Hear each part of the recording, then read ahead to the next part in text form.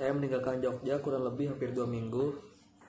Saya pulang ke Jakarta itu karena orang tua saya mengkhawatirkan saya di Jogja. Dan gak siap sih awalnya ya pas pulang ke Jakarta itu, karena kita tahu sendiri ya, Jakarta itu udah zona merah. Dan ya saya terpaksa harus pulang ke Jakarta karena kepentingan orang tua juga.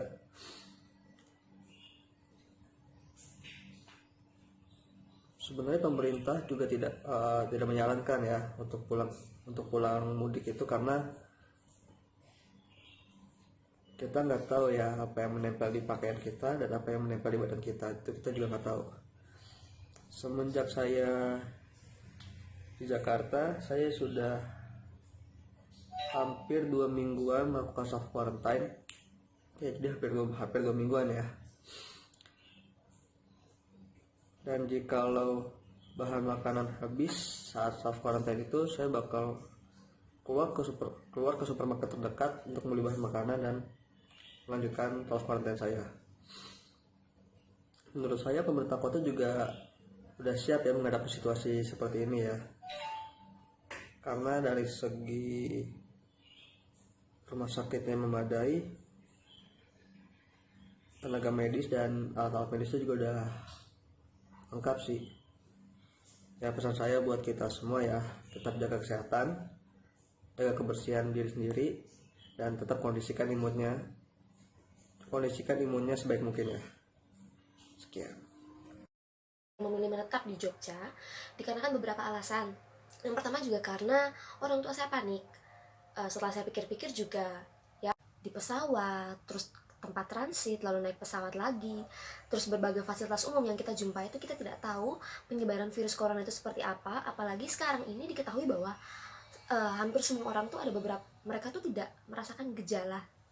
Nah, yang membuat saya takut, keluarga juga takut, itu karena ketika kita tidak mengetahui kalau kita ternyata sudah mengidap penyakit tersebut, dan kita pulang, lalu ternyata kita yang membawa virus tersebut di keluarga kita. Apalagi kita punya orang tua ya, usia di atas 50 tahun ke atas, dibilang lebih rentan terhadap penyakit ini. Semacam ini ya, karena mengganggu semua aktivitas, kita hanya bisa di kos ya. Tapi di sini, sejauh ini saya ya merasa cukup siap, karena yang pertama, untuk makanan, lalu juga untuk perkuliahan cukup siap juga. Lalu di sini intinya kita juga mengantisipasi juga kalau misalnya keluar mau cari makan, kita menggunakan masker, hand sanitizer ya, walaupun di awalnya kita sangat susah untuk menjumpai barang-barang tersebut, namun sekarang ini saya menjumpai sudah banyak sekali penjualan masker dan hand sanitizer. Nah, yang saya lakukan selama tidak pulang mudik ini banyak ya, beraktivitas seperti biasa, bangun pagi, bersih-bersih kos, cuci piring, nyuci baju, lalu mandi. Setelah itu juga mungkin bisa juga bercerita dengan teman-teman kos ya, walaupun tetap berjaga jarak.